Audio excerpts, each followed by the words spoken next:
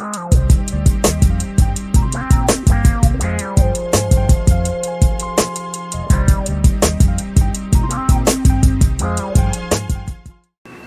morning, Nighthawks. I'm Ava Norca. And I'm Annalise Castillo with your Nighthawk Report. Today is Friday, May 5th, an A-Day. Today is National Astronaut Day. Will you please stand for the Pledge of Allegiance?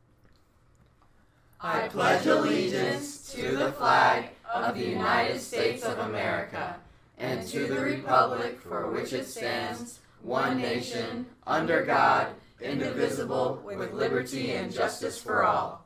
Here's what's happening today at First Flight. The AP U.S. History exam is at 8 o'clock in the Media Center. The AP Studio Art exam will be conducted online. Attention seniors, make sure to take a few minutes and answer the Nighthawk News survey questions so you can be included in the Senior Edition newspaper. All seniors received a survey invitation on Thursday. Our lunch menu today features Mike's Bites with marinara sauce, fresh vegetarian salad, or a fruit and yogurt parfait. The SAT is tomorrow morning. Test takers are reminded to arrive between 7:30 a.m. and 7:45 a.m. Testing will begin promptly at 8 a.m. in B204. Bring your admission ticket, photo ID, number 2 pencils, and calculator. You're also encouraged to bring a snack and bottled water.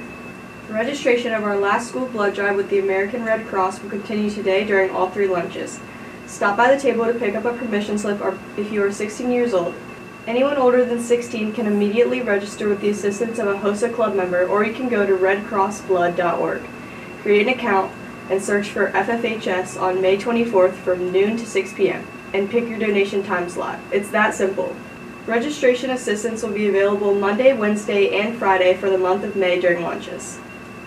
HOSA's Save the Day in May continues with a reminder to grab a few extra personal care items for our supply drive benefiting locals in need while out shopping this weekend. Items such as toothbrushes, toothpaste, deodorant, soap, hairbrushes and combs, diapers, wipes, Kleenex are just a few examples.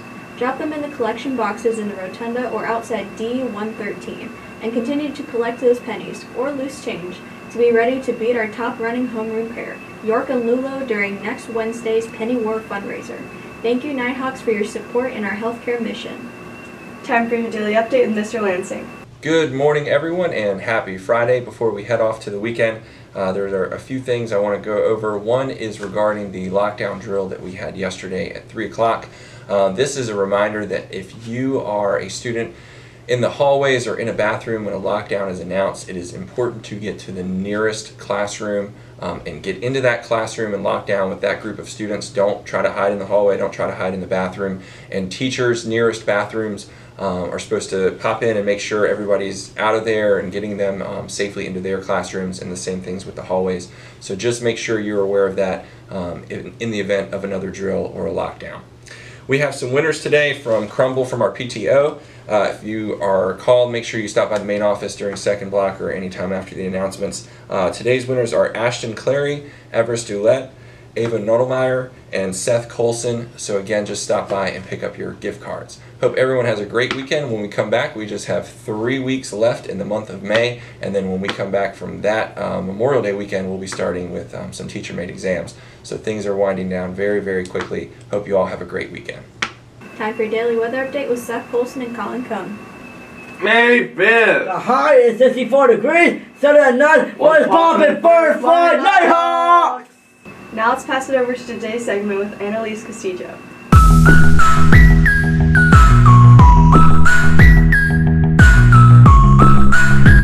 Welcome to Famous Art Friday with Annalise Castillo. This week I'm talking about Post-Impressionism. Post-Impressionism lasted from the 1880s to the 1900s and had physical traits of vivid colors, thin visible brushstrokes, distorted forms, and the colors were often unnatural. Now today's famous art piece is Starry Night by Vincent van Gogh, painted in 1889, and it's personally one of my favorite paintings. It reflects Van Gogh's view of the countryside from his window at an asylum in southern France, as well as the memories and emotions this view evoked in him. This movement was about paintings transitioning from a window onto the world to a window into the artist's mind and soul, and it's encompassed many distinct art styles. Unlike Impressionism, it focused on the unique vision of the artists themselves. Now, I love the color choices. Having the yellow and blue next to each other makes them look that much more vivid. And the way the brushstrokes are placed, they have a fluid movement to them, so you can see how the sky and wind are flowing.